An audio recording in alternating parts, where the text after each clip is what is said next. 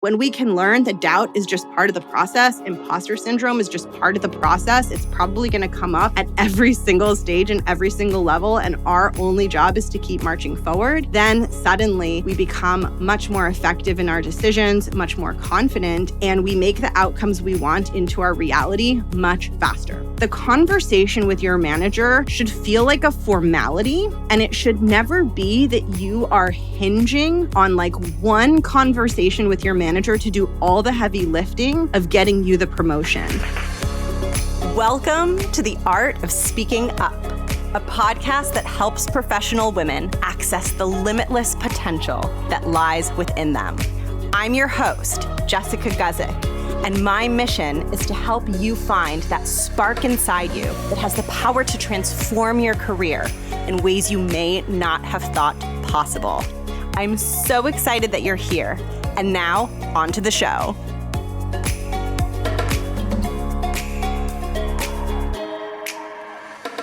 Welcome to the podcast. Thank you for being here and listening. I'm Jess. I'm the host and creator of the Art of Speaking Up podcast. I'm a New York Times featured podcast host and a coach for women who work in the corporate space.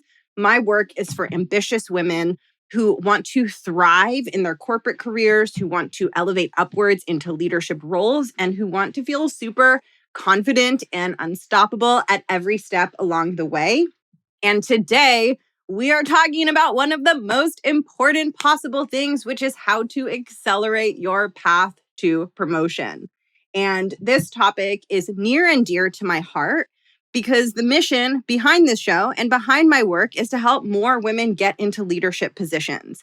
And today, I'm going to share 4 really important steps that you will want to be taking in order to ensure that you are maximizing the pace at which you are getting promoted within your organization.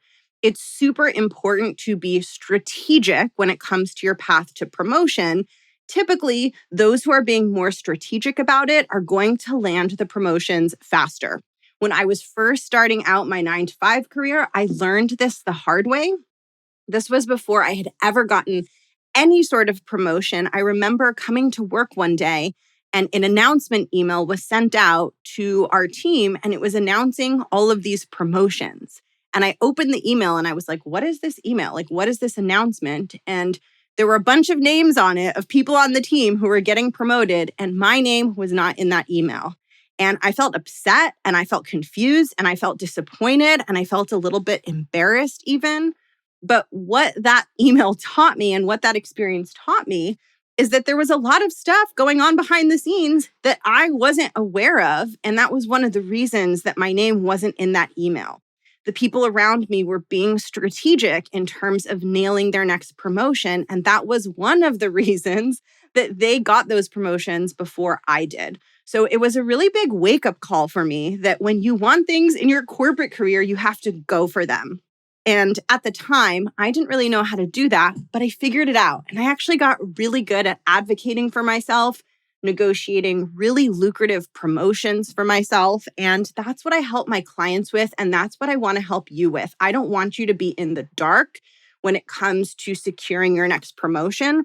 I want you to know exactly what steps to take to make it happen. And in today's episode, I'm going to be sharing 4 really important foundational steps that you want to be taking. And I'm also going to share the number 1 mistake that I see people making when they're pursuing a promotion. Now, before I dive in, I want to share the most exciting, liberating thing about getting promoted, which is that of all of the things that I help my clients with, to be perfectly honest with you, I think this is the easiest thing that you can make happen on a faster timeline. And that might seem counterintuitive, and you might be wondering why I'm saying that. But the truth is, getting a promotion is one of the more straightforward things. It doesn't require you necessarily to feel 100% confident or ready. You can feel really unconfident and really not ready, and you can still take these strategic steps, and they will still increase the likelihood that you land a promotion. I know this because when I was seeking promotions in my corporate career, I didn't feel confident or ready. I was just willing to do it messy, and messy was good enough. So I just want to remind you that if you feel imperfect or you feel like you're not super confident or you doubt yourself, that does not mean you cannot apply these steps and you cannot follow this path. In fact, I would argue that being willing to push for what you want and advocate for a promotion and climb that corporate ladder, even though you're feeling doubtful, I would argue that doing that is going to be one of the most powerful catalysts for your self-confidence. And because getting a promotion is almost just like a game of chess where you just want to make the right moves, it's one of the more straightforward things that you can accomplish. So take this as the push from me, not to wait until you feel ready, but just to go out and make it happen messy. And with that, I'm going to share the 4 steps with you. Then I'm going to share the biggest mistake people make with these 4 steps. And then I'm going to walk you through each of the 4 steps and give you an overview and a little bit of education on how to apply it and what it means for your specific situation. So here are the 4 steps. Step 1 is you want to make sure that you're working in an environment that promotes talent internally. Step 2, you want to make sure that you are doing high impact, high visibility work at your organization. Step 3, you want to be developing stakeholder relationships by serving a handful of influential stakeholders at a deep level. And step 4, you want to be regularly discussing your path to promotion with your leader. Okay, now if you're thinking, whoa, that's a lot. That was a lot of steps. There was a lot there. Don't worry. I'm going to walk you through each one, and I'm going to help simplify and demystify these steps.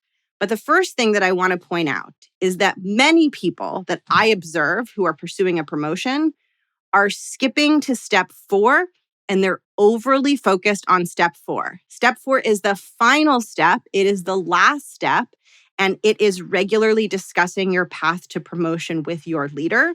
People tend to over-index and over-fixate on that. And while it is important to, for sure, be discussing your path to promotion with your leader 100%, I consider that the cherry on top of the sundae. And I consider that almost like the last mile, the final formality. And I look at the first 3 steps as being much more critical in the long run. So make sure that you're not getting too fixated on just, I need to let my manager know that I want a promotion, and make sure that you're also playing the long game and looking at some of the longer term and more medium term actions that are going to set you up to have a really successful conversation with your manager. And with that, let's dive into these 4 steps, starting with step 1.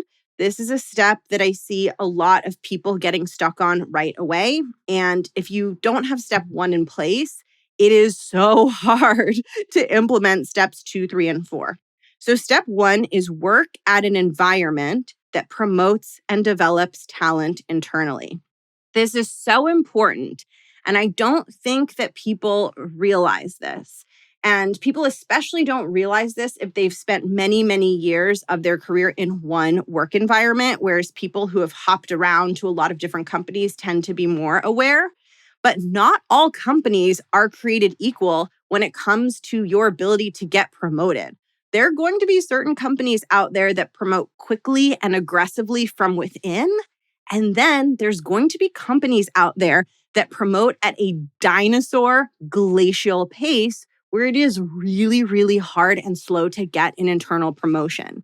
If career advancement is important to you, I do recommend that you prioritize working at the former type of company, the type of company that promotes from within quickly. Otherwise, you are fighting against the grain. You are fighting to get promoted at an organization that isn't interested in promoting internally and doing so at a fast pace. So one of the most powerful things you can do when it comes to getting a promotion starts at the level of choosing where you want to work. It starts at the level of when you're job searching and when you have the opportunity to ask the hiring manager or ask your interview panel questions. You want to make sure that you are getting a gauge on whether that organization is one that you're going to be able to grow in and get promoted in. Now, of course, if you're at the interview phase, you have the opportunity to gauge whether that's true. And some questions like, what is the organization's philosophy when it comes to talent development? What type of pathways within the organization do you envision for this role? Things like that. You can ask those questions in your interview to get a feel for whether this is a company that has put a lot of thought and effort into helping people advance internally or not. But it's really, really important to understand what type of company you're working at. And I recommend just looking around you, like looking at the people around you who you see day to day and asking yourself, have they all been in the same position for many, many years? Or am I seeing people moving upwards at a regular pace within the organization? If people are getting promoted and if that's a regular part of the rhythm of how the organization evolves, that's a really good sign that it's going to be much easier for you to secure a promotion versus if you're in an organization and you look around and you're like, wow, Bob has been in that job for 37 years at the same level, and the same is true for most of the people around me, then you're not really set up then to have a good result when it comes to your own upward mobility. It's sort of like trying to swim through water versus swim through quicksand. Like if you're trying to swim through quicksand, it's going to be so hard. It's pulling you down. Similarly, if you're working at a company that promotes at a slow pace, you're not setting yourself up for success. And I see this a lot, and I know this is a really, really difficult thing, but what I see a lot is I see people fighting against the environment they're in. They're in an environment that isn't conducive to the growth and change that they want, and they're fighting against that environment. And listen, this doesn't mean that you necessarily have to go out and find a new job if it's difficult to get promoted at your company. But it does mean that you should open your eyes, like be eyes wide open to the environment you're in and whether or not it's supporting your goals. And just make sure you feel okay and comfortable with that trade-off. Because what I see very often is people aren't thinking as much about the environment. They're putting all the burden on themselves to make it happen. And it's not happening, not because of them, but because the environment sucks. They're banging their head against the wall. They're getting frustrated and they're not getting the outcome that they want. And I don't want you to feel frustrated. I don't want you to not get the outcome you want. You deserve to be in an organization that is going to support what matters to you. And there are plenty of organizations that will do that and that are interested in promoting from within. And often when you find yourself at a plateau and you're not able to break through at your existing company, what I will often encourage a client of mine to consider is, do you want to try to make this promotion happen out in the job market? In other words, rather than fighting the environment and trying to make this promotion happen at your company when you can see that you're fighting an uphill battle, why not just go out and apply for roles at that higher level? And it is absolutely possible to secure yourself a promotion by doing that, because I have supported people in doing it and I have seen it. If you are underleveled, if you are overdue for a promotion, if your years of experience are really getting to a high level relative to your title, companies will see that. They will be aware of that on your resume and they will consider you for the next level and the next title. So that's something to think about, which is, what type of environment are you in? And is it conducive to the growth that you want? Are people getting promoted? Are people moving upwards? Or does it feel more stagnant? Okay, step 2 is you got to do high impact, high visibility work with the emphasis on high visibility. So just like not all companies are created equal, not all projects are created equal. And while I think all of the different duties and tasks that are getting done across an organization matter and are important, and everyone's job is important and everyone's contribution matters, there are going to be some types of projects that are inherently more visible to executives and leadership at your company, whereas other kinds of projects aren't going to be as visible. And when I say visible, all I really mean is that you and your work involves you regularly interacting with more executive or senior level stakeholders. So if you're doing projects where you're regularly having meetings with people who are above you in the organization, that is considered high visibility. On the other hand, if you're doing projects where you are rarely having interactions and meetings with people above you in the organization, maybe it's pretty much just your boss, that is less visible. Now, it's really important that over time, you get to work on projects that have high visibility, where you are sitting in rooms with leaders and executives, because number one, this is how they're going to see you and your impact and your talents and all the work that you do. And number two, this is how your reputation is going to begin to develop. So, one of the most important things for you to have in place in order to advance upwards quickly in your organization is that you want to have a really strong reputation among the highest levels of executive leadership possible. And one of the most effective ways to do that is to work on projects that they're involved in where you have semi-regular touch points with them. And listen, it doesn't have to be that you're like in a room, a meeting with the CEO of your company every single day, right? It might just be like one quarterly update or maybe a couple times a quarter or once a month.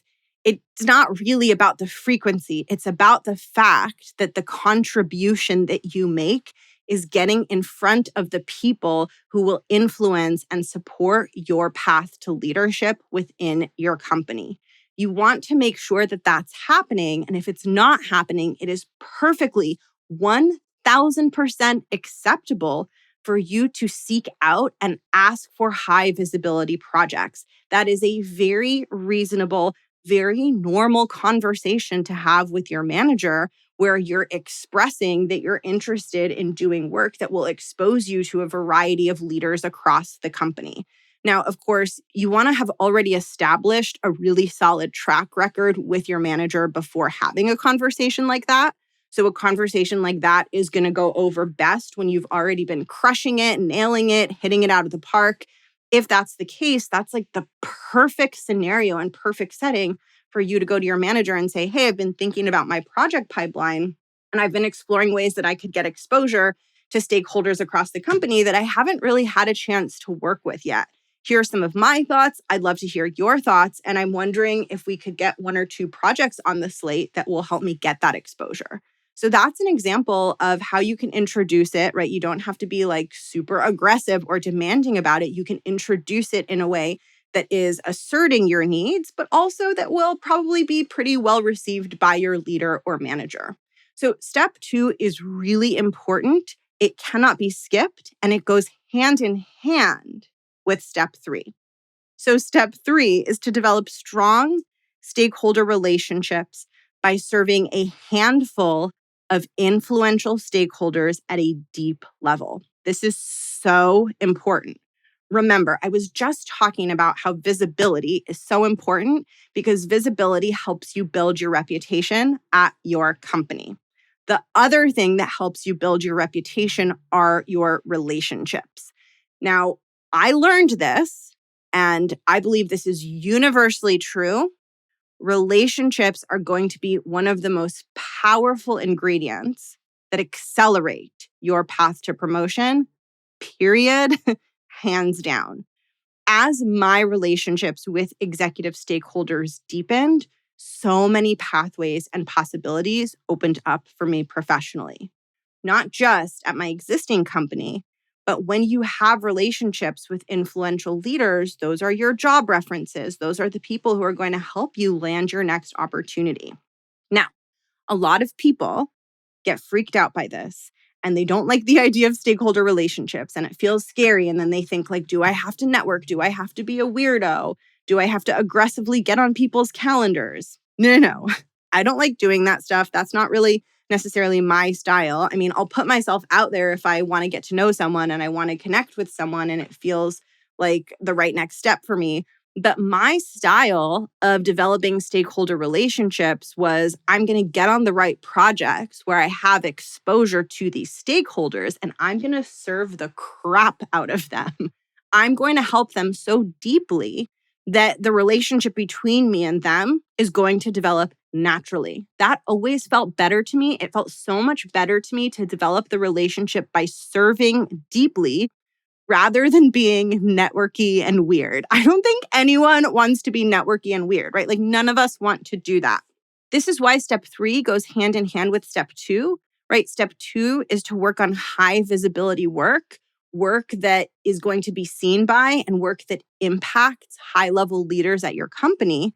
This opens up the doorway for your stakeholder relationships to build. Because if you are doing high visibility work that is impacting leadership at your company, you have to get to know those stakeholders. You have to build relationships with them. You have to know what matters to them. You have to understand their business priorities inside and out, because it is that understanding and that relationship with them that is going to help you serve them. You can't serve your executive level stakeholders at a super high level if you aren't familiar with what they care about, what challenges they're facing, and what their needs are. So by nature, when you're working on high visibility work, you have to quote unquote network. You have to learn what your executive stakeholders need from you. And then you offer that to them via the depth and sophistication of your execution. So you're not just learning about their priorities for the sake of it, but you're getting to know them and understand them so that you are best equipped to serve them. Just like if a waiter is serving someone at a restaurant and the person at the restaurant says, like, waiter, I want you to bring me something amazing from the menu. I want you to surprise me. If the waiter wants to be successful in delighting that customer, they have to get a sense of what this customer likes, right? Like they need to know, are you here just for dessert? Like, have you already eaten dinner and you just want dessert? Do you have allergies? Do you like spicy foods? How hungry are you? Right? So like to set yourself up to make a fantastic impression on someone, you have to understand their starting point. You have to know a little bit about them. And so those high visibility projects, they necessitate that you deepen your relationship with those stakeholders. Those two things go hand in hand. And as you serve them at a high level, I think about this as super serving them. I'm not just going to serve them, I'm going to super serve them. I'm going to impress them. What is going to happen is they're going to want more from you. If they see that you care about them, you care about their goals, you care about how your work benefits them, if they start to see all of those things, they're going to want more of that because you are helping them win and you are helping them succeed. And not everyone approaches work in that agile, cross-functional, leadership-oriented way. That's something that when you do it, you will stand out from other people. And what will happen then is these stakeholders are starting to get to know you. They have a sense of who you are. They have a sense of your work. They're starting to like you because you're helping them. And now all of a sudden, your job has gone from you just cranking out work to you cranking out work that is impressing key people and making key people happy. So there's just such a big difference between the two. And it's so important for you to become aware of those differences so that you can steer your project pipeline and your career path and your professional decisions in directions that put you on that high visibility work and that open up the door for you to develop those deep stakeholder relationships. I never, ever had to do weird, fake, networky things. All I did was set my mind to the goal of helping my executive stakeholders succeed, helping them win, helping them get the outcomes they wanted via the work that I was doing that impacted them and their teams. That is the absolute most powerful thing that you can do. And even if you just have one or two stakeholders, you don't need a bazillion of them. If you serve them deeply and if they have influence within the organization, which they likely do if they're more senior than you, it is going to benefit you when it comes to your path to promotion. So those are steps 1, 2, and 3. And the final step is step 4, which is to regularly discuss your path to promotion with your leader or manager. So most people only focus on step 4. Most people, when they get the light bulb in their heads that's like, oh, I want a promotion, they go straight to, oh my gosh, I need to tell my manager, like I need to figure out how do I tell them that I want this? How do I have this conversation in a non-awkward way? And I just want to offer to you that the conversation with your manager should feel like a formality. And it should never be that you are hinging on like one conversation with your manager to do all the heavy lifting of getting you the promotion. And this happens a lot with people. Like the promotion cycle is coming and they're like, oh, shoot, I want to get promoted. I have to talk to leadership about this. And you want it to be more something that you have been planning for in advance. Like, 6 to 12 months out when the next promotion cycle is. And by the time it's getting closer, you've already had multiple conversations with your manager. You've already really created enormous value for your stakeholders that it feels like the next natural thing for you. And that conversation should become more of a formality and more of a given as the promotion cycle gets closer. So it shouldn't be a thing where it's like, oh, promotions are coming up. I wanted to schedule time and talk to you about whether you think I'm ready. That should be a conversation that has started way before then. And then as it gets closer, it's much more of just checking in to make sure that things are still on track. That is a much more effective way to set yourself up for success. And also, it's helpful to have that longer term view, right? You don't want to have to wait until a promotion cycle comes and passes to know if you're on track. If you're not on track, you want to know sooner, right? Like, you don't want to waste time and precious months or maybe even years of your career wondering. You can start to understand what your prospects are much sooner, because even if a promotion cycle isn't coming up, there are things that you need to do to build to it. And in fact, steps 2 and steps 3 can be the actual work that you do with your manager building up to that promotion cycle. So your conversations with your manager can start several months ahead of time with a focus on you getting on high visibility projects first and you getting exposure to key stakeholders. And then as the weeks go on, those conversations can pivot and you can talk more about how those opportunities are going and what feedback your manager has and how you're progressing in some of that higher stakes, higher visibility work. And then that naturally opens the door to start talking about your next position. But you want to be talking about that well before the last minute. Like, you don't want to save that conversation for the 11th hour.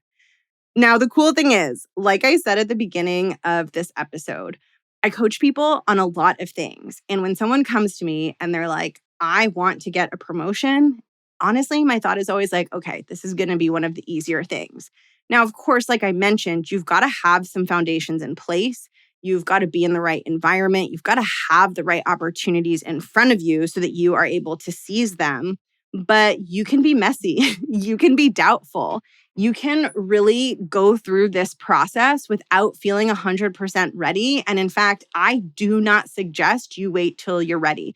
If you have imposter syndrome, if you doubt yourself, if you're like, I don't know if I can do it, I think that means you should go for it.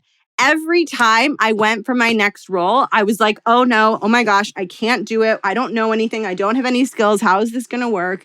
Every single time I made an up level, those same thoughts came up. And every single time I pushed for it anyway, which I know is really hard to do when you're doubting yourself, but it is possible. And every single time it worked out beautifully. And when we can learn that doubt is just part of the process, imposter syndrome is just part of the process, it's probably going to come up at some form or another at every single stage and every single level. And our only job is to keep marching forward. Then suddenly we become much more effective in our decisions, much more confident, and we make the outcomes we want into our reality much, much, much faster. So, quick summary of the 4 steps. Step 1, make sure you're working in an environment that promotes and develops talent internally. Step 2, make sure you are working on high impact, high visibility work and projects. Step 3, make sure you are developing stakeholder relationships by serving a handful of influential stakeholders at a deep level. And step 4, regularly discuss your path to promotion with your leader. Don't wait until the promotion cycle. Have those conversations be ongoing conversations that you are always having. Thank you so much for tuning into today's episode. If you found this helpful, if this was useful, please share it with someone who you also want to support in their path towards promotion. When you share the show, it helps everyone. It helps me because new people discover the show. It helps whoever you're sharing it with because they might not have these steps and this level of clarity. And it helps you because you get the satisfaction of spreading something that you like to someone else who you like and care about. So please take a second and share the show with someone who you think would benefit. And thank you so much to those of you who have shared the show.